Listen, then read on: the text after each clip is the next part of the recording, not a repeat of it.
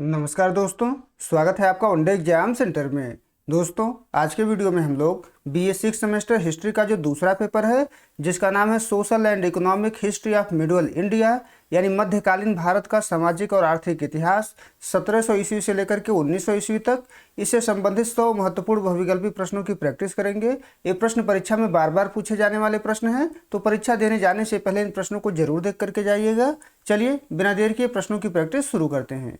आपका पहला प्रश्न है, हिंदू विधवा पुनर्विवाह अधिनियम 1856 किसके प्रयासों से पारित हुआ? तो हिंदू विधवा पुनर्विवाह अधिनियम जो था वो ईश्वर चंद्र विद्यासागर के प्रयासों से पारित हुआ था। पहले का बी ऑप्शन आपका सही हो जाएगा।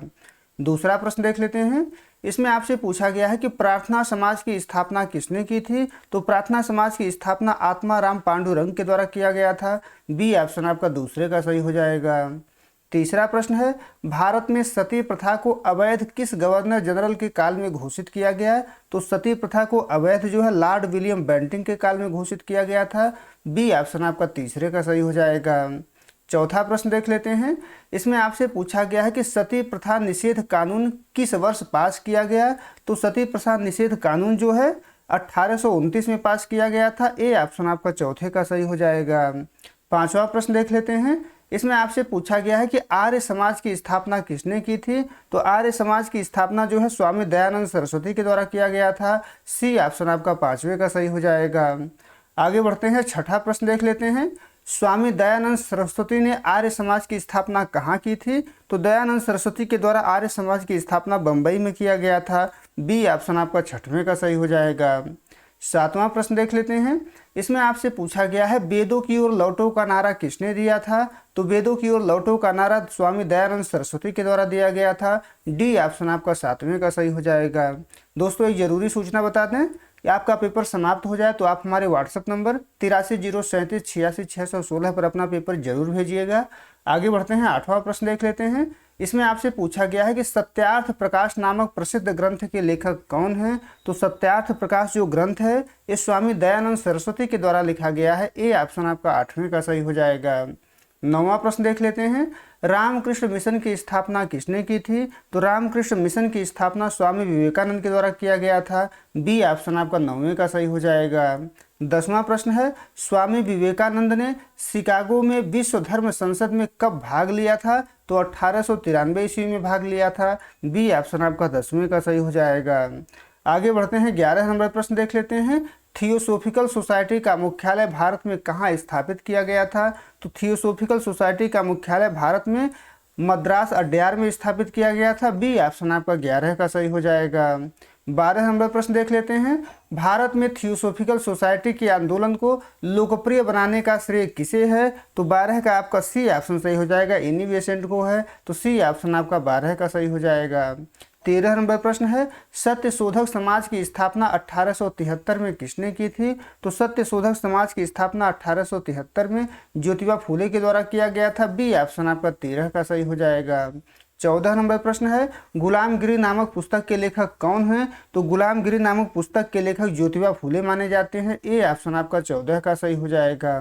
15 नंबर प्रश्न है, तत्वबोधिनी सभा की स्थापना किसने की थी? तो तत्वबोधिनी सभा की स्थापना जो है देवेंद्रनाथ टैगोर के द्वारा किया गया था। बी ऑप्शन आपका 15 का सही हो जाएगा। 16 नंबर प्रश्न देख लेते हैं। ब्रह्म समाज की स्थापना किसने की थी? तो ब्रह्म समाज की स्थापना जो है राजा राम मोहन राय के द्वारा किया गया था। सी ऑप्शन आपका 16 का सही हो जाएगा। 17 नंबर प्रश्न है, राजा राम मोहन राय ने ब्रह्म समाज की स्थापना किस वर्ष की थी? तो राजा राम मोहन राय के द्वारा ब्रह्म समाज की जो स्थापना थी वो 1828 ईस्वी में किया गया था। सी ऑप्शन आपका 17 का सही हो जाएगा। आगे बढ़ते हैं, 18 नंबर प्रश्न देख लेते हैं। इसमें आपसे पूछा गया है कि आधुनिक भारत का जनक या पुनर्जागरण का अग्रदूत किसे कहा जाता है? तो राजा राम मोहन राय को कहा जाता है। बी ऑप्शन आपका 18 का सही हो जाएगा। 19 नंबर प्रश्न देख लेते हैं। इसमें आपसे पूछा गया है कि अलीगढ़ आंदोलन के प्रवर्तक कौन थे? तो अलीगढ़ आंदोलन के प्रवर्तक जो है सर सैयद अहमद खां माने जाते हैं। ए ऑप्शन आपका 19 का सही हो जाएगा। 20 नंबर प्रश्न देख लेते हैं। इसमें आपसे पूछा गया है कि सर सैयद अहमद खान ने मोहम्मदन एंग्लो ओरिएंटल कॉलेज की स्थापना कब की थी? तो 20वें का आपका बी ऑप्शन सही हो जाएगा, 1875 ईस्वी में की थी। बी ऑप्शन आपका 20वें का सही हो जाएगा। 21 नंबर प्रश्न है, अलीगढ़ का मोहम्मदन एंग्लो ओरिएंटल कॉलेज आगे चलकर किस नाम से जाना गया? तो यह आगे चलकर के जो है अलीगढ़ मुस्लिम विश्वविद्यालय बन गया था। तो बी ऑप्शन आपका 21 का सही हो जाएगा। 22 नंबर प्रश्न है, देवबंद आंदोलन की शुरुआत किसने की थी? तो देवबंद आंदोलन की शुरुआत जो है मोहम्मद कासिम नानौतवी और रशीद अहमद गंगोही के द्वारा किया गया था। ए ऑप्शन आपका 22 का सही हो जाएगा। 23 नंबर प्रश्न देख लेते हैं, देवबंद आंदोलन किस वर्ष प्रारंभ हुआ था? तो देवबंद आंदोलन जो है 1866 में शुरू किया गया था। ए ऑप्शन आपका 23 का सही हो जाएगा। 24 नंबर प्रश्न देख लेते हैं, इसमें आपसे पूछा गया है कि अहमदिया आंदोलन की शुरुआत किसने की थी? तो अहमदिया आंदोलन की शुरुआत जो है मिर्जा गुलाम अहमद के द्वारा किया गया था। बी ऑप्शन आपका 24 का सही हो जाएगा। 25 नंबर प्रश्न देख लेते हैं, इसमें आपसे पूछा गया है कि अहमदिया आंदोलन का केंद्र कहाँ था? तो अहमदिया आंदोलन का केंद्र जो है पंजाब के कादियान में था। सी ऑप्शन आपका 25 का सही हो जाएगा। 26 नंबर प्रश्न है, सर सैयद अहमद खां द्वारा लिखित असबाब ए बगावत ए हिंद किस विषय पर आधारित थी? तो 26 का बी ऑप्शन सही हो जाएगा। 1857 की क्रांति के कारणों पर आधारित थी। तो बी ऑप्शन आपका 26 का सही हो जाएगा। 27 नंबर प्रश्न देख लेते हैं, सर सैयद अहमद खान ने समाज सुधार के विचारों को फैलाने के लिए कौन सी पत्रिका निकाली? तो सर सैयद अहमद खान के द्वारा तहजीब उल अखलाक नामक पत्रिका निकाला गया था। बी ऑप्शन आपका 27 का सही हो जाएगा। 28 नंबर प्रश्न है, वहाबी आंदोलन का मुख्य उद्देश्य क्या था? तो वहाबी आंदोलन का मुख्य उद्देश्य था इस्लाम का शुद्धिकरण और विदेशी सत्ता का विरोध। सी ऑप्शन आपका 28 का सही हो जाएगा। 29 नंबर प्रश्न है, भारत में वहाबी आंदोलन का मुख्य केंद्र कौन सा शहर था? तो भारत में वहाबी आंदोलन का मुख्य केंद्र जो है पटना माना जाता है। सी ऑप्शन आपका 29 का सही हो जाएगा। 30 नंबर प्रश्न देख लेते हैं, इसमें आपसे पूछा गया है कि भारत में बहावी आंदोलन के प्रमुख नेता कौन थे? तो भारत में बहावी आंदोलन के जो प्रमुख नेता थे वो सैयद अहमद बरेलवी थे। बी ऑप्शन आपका 30वें का सही हो जाएगा। 31 नंबर प्रश्न देख लेते हैं, बंगाल में स्थायी बंदोबस्त किसने लागू किया था? तो बंगाल में स्थायी बंदोबस्त जो है लॉर्ड कॉर्नवालिस के द्वारा लागू किया गया था। ए ऑप्शन आपका 31 का सही हो जाएगा। 32 नंबर प्रश्न है, स्थायी बंदोबस्त यानी कि जमींदारी व्यवस्था किस वर्ष लागू की गई थी? तो स्थायी बंदोबस्त जो है 1793 ईस्वी में लागू की गई थी। सी ऑप्शन आपका 32 का सही हो जाएगा। 33 नंबर प्रश्न देख लेते हैं, इसमें आपसे पूछा गया है कि स्थायी बंदोबस्त के तहत ब्रिटिश सरकार को दिए जाने वाले राजस्व में जमींदार का हिस्सा कितना तय था? तो 33 का ए ऑप्शन सही हो जाएगा। 1/11 भाग तय था। तो ए ऑप्शन आपका 33 का सही हो जाएगा। 34 नंबर प्रश्न है, सूर्यास्त कानून का संबंध किस भू राजस्व व्यवस्था से था? तो सूर्यास्त कानून का जो संबंध था वो स्थायी बंदोबस्त से था। सी ऑप्शन आपका 34 का सही हो जाएगा। 35 नंबर प्रश्न है, रैयतवाड़ी व्यवस्था का जनक किसे माना जाता है? तो रैयतवाड़ी व्यवस्था का जनक जो है थॉमस मुनरो और कैप्टन रीड को माना जाता है। ए ऑप्शन आपका 35 का सही हो जाएगा। 36 नंबर प्रश्न है, रैयतवाड़ी व्यवस्था मुख्य रूप से भारत के किस भाग में लागू की गई थी?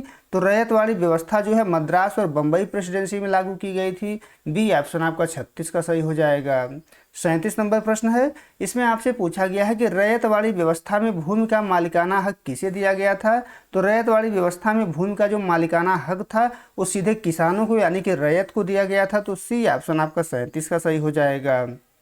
38 नंबर प्रश्न है, महालवाड़ी व्यवस्था का प्रस्ताव सर्वप्रथम किसने दिया था? तो महालवाड़ी व्यवस्था का प्रस्ताव जो है सर्वप्रथम हॉल्ट मैकेंजी के द्वारा दिया गया था। सी ऑप्शन आपका 38 का सही हो जाएगा। 39 नंबर प्रश्न है, महालवाड़ी व्यवस्था में महल शब्द का क्या तात्पर्य है? तो महालवाड़ी व्यवस्था में महल शब्द का जो तात्पर्य है वो गांव या जागीर है यानी कि ग्राम समुदाय से इसका आशय है। तो बी ऑप्शन आपका 39 का सही हो जाएगा। 40 नंबर प्रश्न है, महलवाड़ी व्यवस्था उत्तर भारत में मुख्य रूप से किसके काल में बड़े पैमाने पर लागू की गई? तो 40 का बी ऑप्शन आपका सही हो जाएगा। लॉर्ड विलियम बेंटिक के काल में लागू की गई बड़े पैमाने पर। तो बी ऑप्शन आपका 40 का सही हो जाएगा। 41 नंबर प्रश्न देख लेते हैं, ब्रिटिश भारत के सर्वाधिक भूभाग यानी कि लगभग 51% हिस्से पर कौन सी राजस्व व्यवस्था लागू थी? तो इस पर रैयतवाड़ी व्यवस्था लागू थी 51% हिस्से पर। तो बी ऑप्शन आपका 41 का सही हो जाएगा। 42 नंबर प्रश्न है, ब्रिटिश आर्थिक नीतियों के कारण भारतीय पारंपरिक उद्योगों के नष्ट होने की प्रक्रिया को क्या कहा जाता है? तो इसको विऔद्योगीकरण कहा जाता है। ए ऑप्शन आपका 42 का सही हो जाएगा।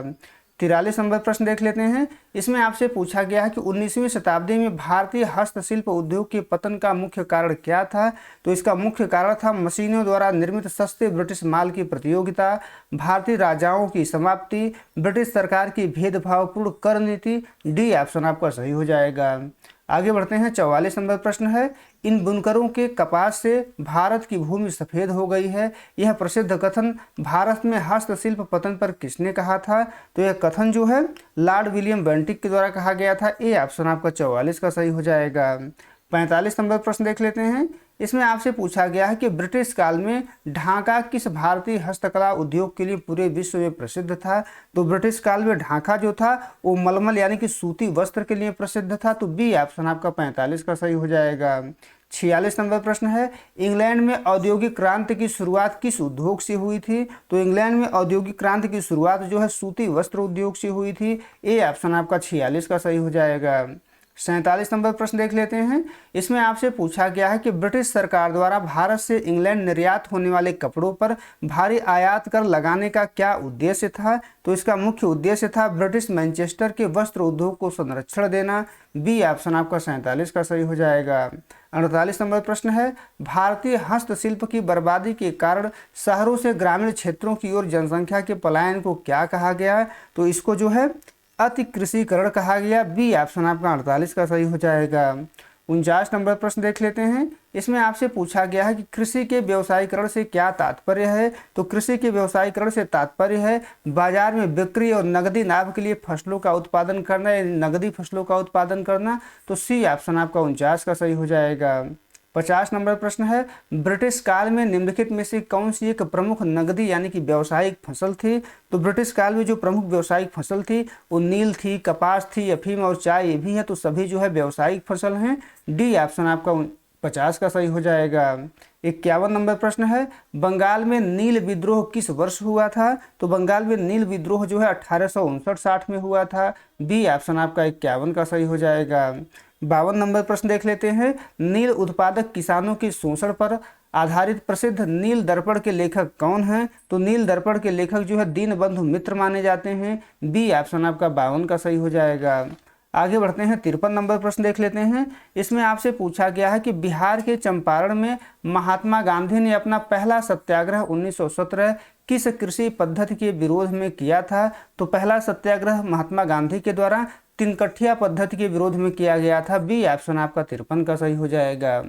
54 नंबर प्रश्न देख लेते हैं। तिनकठिया पद्धति के अंतर्गत किसानों को अपनी भूमि के कितने भाग पर नील की खेती करना अनिवार्य था। तो 54 का ए ऑप्शन सही हो जाएगा। 3/20 भाग पर नील की खेती करना अनिवार्य था। तो ए ऑप्शन आपका 54 का सही हो जाएगा। 55 नंबर प्रश्न है, ब्रिटिश काल में कृषि के व्यवसायीकरण का भारतीय किसानों पर क्या नकारात्मक प्रभाव पड़ा। तो इसमें जो नकारात्मक प्रभाव पड़ा वे कर्ज के जाल में फंस गए, खाद्यान्न फसलों की कमी के कारण बार बार अकाल पड़े, साहूकारों का वर्चस्व बढ़ गया। तो डी ऑप्शन आपका सही हो जाएगा उपर्युक्त सभी। आगे बढ़ते हैं। 56 नंबर प्रश्न देख लेते हैं। इसमें आपसे पूछा गया है कि ब्रिटिश भारत में ददनी प्रथा क्या थी। ददनी प्रथा क्या थी। तो ब्रिटिश व्यापारियों द्वारा कारीगरों को, किसानों को दी जाने वाली अग्रिम जो धनराशि होती थी उसी को ददनी के नाम से जाना जाता था। बी ऑप्शन आपका 56 का सही हो जाएगा। 57 नंबर प्रश्न है, भारत से धन निष्कासन के सिद्धांत का प्रतिपादन सर्वप्रथम किसने किया था। तो धन निष्कासन सिद्धांत का प्रतिपादन दादा भाई नौरोजी के द्वारा किया गया था। सी ऑप्शन आपका 57 का सही हो जाएगा। 58 नंबर प्रश्न है, दादा भाई नौरोजी ने अपनी किस प्रसिद्ध पुस्तक में धन के निष्कासन के सिद्धांत की व्याख्या की है। तो धन के निष्कासन सिद्धांत की व्याख्या जो है इन्होंने poverty and un British rule in India में की है। तो ए ऑप्शन आपका 58 का सही हो जाएगा। 59 नंबर प्रश्न है, दादा भाई नौरोजी ने धन के निष्कासन को क्या कहकर संबोधित किया था। तो दादा भाई नौरोजी ने धन के निष्कासन को जो है अनिष्टों का अनिष्ट कह करके संबोधित किया था। बी ऑप्शन आपका 59 का सही हो जाएगा। 60 नंबर प्रश्न देख लेते हैं। इसमें आपसे पूछा गया है कि इकोनॉमिक हिस्ट्री ऑफ इंडिया पुस्तक के लेखक कौन हैं, जिसमें ब्रिटिश आर्थिक शोषण का विस्तृत विश्लेषण है। तो इकोनॉमिक हिस्ट्री ऑफ इंडिया जो पुस्तक है इसके लेखक जो है रमेश चंद्र दत्त हैं। बी ऑप्शन आपका 60 का सही हो जाएगा। 61 नंबर प्रश्न है, इसमें आपसे पूछा गया है कि ब्रिटिश अधिकारियों के वेतन, भत्ते और पेंशन जो भारत के पैसे से इंग्लैंड भेजे जाते थे उन्हें किस नाम से जाना जाता था? तो उनको जो है होम चार्जेज यानी कि गृह प्रभार के नाम से जाना जाता था। ए ऑप्शन आपका 61 का सही हो जाएगा। 62 नंबर प्रश्न है, दादा भाई नौरोजी ब्रिटिश संसद हाउस ऑफ कॉमन्स के सदस्य चुने जाने वाले पहले भारतीय थे। वे किस पार्टी से चुने गए थे? तो दादा भाई नौरोजी जो है लिबरल पार्टी से चुने गए थे। सी ऑप्शन आपका 62 का सही हो जाएगा। 63 नंबर प्रश्न है, इसमें आपसे पूछा गया है कि हमारी प्रणाली एक स्पंज की तरह काम करती है जो गंगा के किनारों से सभी अच्छी चीज़ें सोख लेती है और टेम्स के किनारों पर निचोड़ देती है। यह कथन किसका है? तो यह कथन जो है जॉन सुल्विन के द्वारा कहा गया है। ए ऑप्शन आपका 63 का सही हो जाएगा। 64 नंबर प्रश्न देख लेते हैं, भारतीय राष्ट्रीय कांग्रेस ने अपने किस अधिवेशन में धन के निष्कासन सिद्धांत को आधिकारिक रूप से स्वीकार किया? तो धन के निष्कासन सिद्धांत को आधिकारिक रूप से 1896 के कलकत्ता अधिवेशन में स्वीकार किया गया था। बी ऑप्शन आपका 64 का सही हो जाएगा। 65 नंबर प्रश्न है, भारत में पहली यात्री रेलगाड़ी किस गवर्नर जनरल के कार्यकाल में चलाई गई थी? तो भारत में पहली यात्री रेलगाड़ी जो है लॉर्ड डलहौजी के काल में चला हुआ था। बी ऑप्शन आपका 65 का सही हो जाएगा। 66 नंबर प्रश्न देख लेते हैं, भारत में प्रथम रेलगाड़ी कब चलाई गई थी? तो भारत में प्रथम रेलगाड़ी जो है 16 अप्रैल 1853 को चलाई गई थी। ए ऑप्शन आपका 66 का सही हो जाएगा। 67 नंबर प्रश्न है, भारत की पहली रेलगाड़ी किन दो स्टेशनों के बीच चलाई गई थी? तो भारत की जो पहली रेलगाड़ी थी वो बम्बई से ठाणे के बीच चलाई गई थी। सी ऑप्शन आपका 67 का सही हो जाएगा। 68 नंबर प्रश्न देख लेते हैं, भारत में चलाई गई प्रथम रेलगाड़ी कुल कितनी दूरी तय की थी? तो इसने कुल जो है 34 किलोमीटर की दूरी तय की थी। बी ऑप्शन आपका 68 का सही हो जाएगा। 69 नंबर प्रश्न देख लेते हैं, इसमें आपसे पूछा गया है कि ब्रिटिश काल में भारत में रेलवे विकास प्रणाली में गारंटी प्रणाली क्या थी? गारंटी प्रणाली क्या थी आपसे पूछा गया है। तो ब्रिटिश निवेशकों को उनके निवेश पर उचित ब्याज यानी लाभ की सरकारी गारंटी को ही जो है गारंटी प्रणाली नाम दिया गया था। तो बी ऑप्शन आपका 69 का सही हो जाएगा। 70 नंबर प्रश्न देख लेते हैं, इसमें आपसे पूछा गया है कि ब्रिटिश सरकार द्वारा भारत में रेलवे नेटवर्क के विकास का प्राथमिक मुख्य उद्देश्य क्या था? तो इनका जो मुख्य उद्देश्य था वो कच्चे माल को बंदरगाहों तक पहुंचाना और सेना को तेजी से विद्रोह स्थल तक भेजना था। तो सी ऑप्शन आपका 70 का सही हो जाएगा। 71 नंबर प्रश्न है, किस वायसराय के काल में भारत में रेलवे का सर्वाधिक विस्तार हुआ? तो भारत में रेलवे का सर्वाधिक विस्तार जो है लॉर्ड कर्जन के कार्यकाल में हुआ था। बी ऑप्शन आपका 71 का सही हो जाएगा। 72 नंबर प्रश्न है, रेल बजट को सामान्य बजट से अलग करने की सिफारिश किस समिति ने की थी? तो रेल बजट को सामान्य बजट से अलग करने की जो सिफारिश है वो एकवर्थ कमेटी के द्वारा किया गया था। ए ऑप्शन आपका 72 का सही हो जाएगा। 73 नंबर प्रश्न देख लेते हैं, इसमें आपसे पूछा गया है कि रेलवे के विकास ने भारतीय अर्थव्यवस्था पर क्या प्रभाव डाला? तो डी ऑप्शन आपको सही हो जाएगा उपर्युक्त सभी। भारत में आंतरिक व्यापार सुलभ हुआ लेकिन आर्थिक शोषण की गति बढ़ गई, पारंपरिक ग्रामीण आत्मनिर्भरता नष्ट हो गई, अकाल के समय अनाज परिवहन में थोड़ी मदद मिली। तो डी ऑप्शन आपका 73 का सही हो जाएगा। 74 नंबर प्रश्न देख लेते हैं, इसमें आपसे पूछा गया है कि भारत का पहला आधुनिक बैंक कौन सा था जिसकी स्थापना 1770 ईस्वी में कलकत्ता में की गई थी? तो भारत का पहला आधुनिक बैंक जो है बैंक ऑफ हिंदुस्तान को माना जाता है। ए ऑप्शन आपका 74 का सही हो जाएगा। 75 नंबर प्रश्न देख लेते हैं, इसमें आपसे पूछा गया है कि ब्रिटिश काल में स्थापित bank of Bengal 1806, bank of Bombay 1840, bank of Madras 1843 को संयुक्त रूप से क्या कहा जाता था? तो इसको जो है संयुक्त रूप से प्रेसिडेंसी बैंक कहा जाता था। बी ऑप्शन आपका 75 का सही हो जाएगा। 76 नंबर प्रश्न है, तीनों प्रेसिडेंसी बैंकों को मिलाकर 1921 में किस बैंक की स्थापना की गई थी? तो तीनों प्रेसिडेंसी बैंकों को मिला करके इंपीरियल बैंक ऑफ इंडिया नाम दिया गया था 1921 में। सी ऑप्शन आपका 76 का सही हो जाएगा। 77 नंबर प्रश्न है, स्वतंत्रता के पश्चात 1955 में इंपीरियल बैंक ऑफ इंडिया का राष्ट्रीयकरण करके इसे क्या नाम दिया गया? तो 1955 में इंपीरियल बैंक ऑफ इंडिया का राष्ट्रीयकरण किया गया और इसको जो है भारतीय स्टेट बैंक नाम दिया गया। बी ऑप्शन आपका 77 का सही हो जाएगा। आगे बढ़ते हैं, 78 नंबर प्रश्न देख लेते हैं। इसमें आपसे पूछा गया है कि सीमित देयता के आधार पर भारतीयों द्वारा प्रबंधित पहला व्यावसायिक बैंक कौन सा था, जिसकी स्थापना 1881 में हुई थी। तो भारतीयों द्वारा प्रबंधित पहला जो व्यावसायिक बैंक था वो अवध कमर्शियल बैंक था। ए ऑप्शन आपका 78 का सही हो जाएगा। 79 नंबर प्रश्न देख लेते हैं। इसमें आपसे पूछा गया है कि पूर्ण रूप से पहला भारतीय बैंक पूर्णतः भारतीय पूंजी से निर्मित कौन सा था, जिसकी स्थापना 1894 में लाला लाजपत राय के प्रयासों से हुई थी। तो 79 का बी ऑप्शन सही हो जाएगा। पंजाब नेशनल बैंक था जो पूर्ण रूप से पहला भारतीय बैंक था। तो बी ऑप्शन आपका 79 का सही हो जाएगा। 80 नंबर प्रश्न है, भारत के केंद्रीय bank reserve bank of India की स्थापना किस वर्ष हुई थी। तो रिजर्व बैंक ऑफ इंडिया की स्थापना 1935 में की गई थी। सी ऑप्शन आपका 80 का सही हो जाएगा। 81 नंबर प्रश्न देख लेते हैं। रिजर्व बैंक ऑफ इंडिया की स्थापना किस अधिनियम के तहत की गई थी। तो रिजर्व बैंक ऑफ इंडिया की स्थापना जो है भारतीय रिजर्व बैंक अधिनियम 1934 के तहत किया गया था। ए ऑप्शन आपका 81 का सही हो जाएगा। 82 नंबर प्रश्न देख लेते हैं। इसमें आपसे पूछा गया है कि 1905 के स्वदेशी आंदोलन के प्रभाव से भारत में किस बैंक की स्थापना हुई, जिसे पूर्णतः स्वदेशी वाणिज्यिक बैंक माना गया। तो 82 का ए ऑप्शन सही हो जाएगा। सेंट्रल बैंक ऑफ इंडिया की स्थापना हुई थी। आगे बढ़ते हैं, 83 नंबर प्रश्न देख लेते हैं।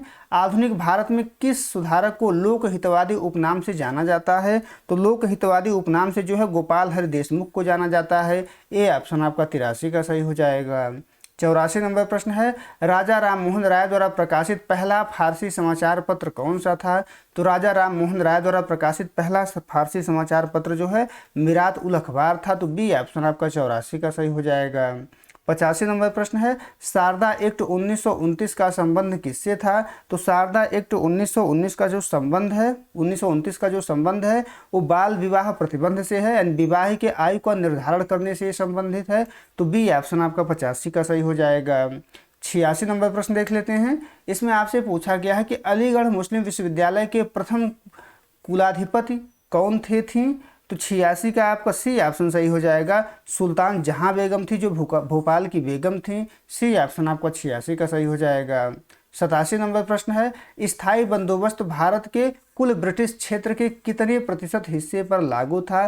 तो कुल ब्रिटिश क्षेत्र के जो है 19% हिस्से पर स्थायी बंदोबस्त लागू था। ए ऑप्शन आपका 87 का सही हो जाएगा। 88 नंबर प्रश्न देख लेते हैं। इसमें आपसे पूछा गया है कि महालवाड़ी व्यवस्था ब्रिटिश भारत के कुल कितने प्रतिशत भूभाग पर प्रभावी था। तो महालवाड़ी व्यवस्था जो था कुल 30% भूभाग पर था और रैयतवाड़ी 51% भूभाग पे था। बी ऑप्शन आपका 88 का सही हो जाएगा। 89 नंबर प्रश्न है, मद्रास के किस गवर्नर ने रैयतवाड़ी व्यवस्था को पूरे प्रांत में लागू किया था। तो रैयतवाड़ी व्यवस्था को पूरे प्रांत में जो है सर थॉमस मुनरो ने लागू किया था। ए ऑप्शन आपका 89 का सही हो जाएगा। 90 नंबर प्रश्न है, ब्रिटिश काल में कृषि के व्यवसायीकरण ने किस मुख्य संकट को जन्म दिया। तो कृषि के व्यवसायीकरण ने भीषण अकालों की बारंबारता को जन्म दिया। बी ऑप्शन आपका 90 का सही हो जाएगा। 91 नंबर प्रश्न देख लेते हैं। 1875 का दक्कन विद्रोह मुख्य रूप से किसके विरुद्ध था। तो दक्कन विद्रोह जो है गुजराती और मारवाड़ी साहूकारों के शोषण के खिलाफ था। सी ऑप्शन आपका 91 का सही हो जाएगा। 92 नंबर प्रश्न देख लेते हैं। दादा भाई नौरोजी ने धन निष्कासन के सिद्धांत को किस लेख के माध्यम से पहली बार प्रस्तुत किया था। तो इंग्लैंड्स डेट टू इंडिया के नाम से प्रस्तुत किया था। ए ऑप्शन आपका 92 का सही हो जाएगा।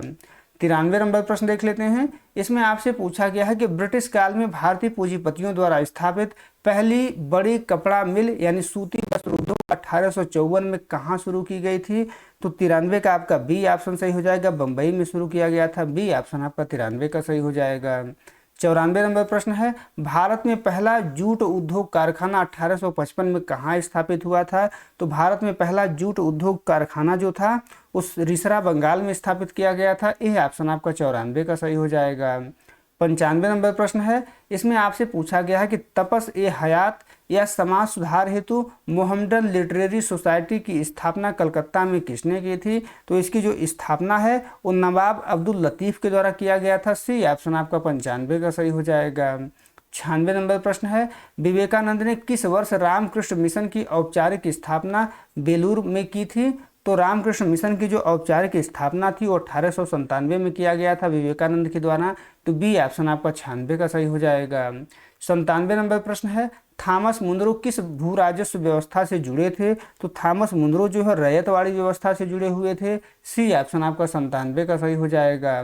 98 नंबर प्रश्न है, 20वीं शताब्दी के पूर्वार्ध में भारत का सबसे बड़ा और सफल लौह इस्पात कारखाना टिस्को कहाँ स्थापित किया गया था? तो इसकी स्थापना जो है जमशेदपुर में किया गया था 1907 में। ये ऑप्शन आपका 98 का सही हो जाएगा।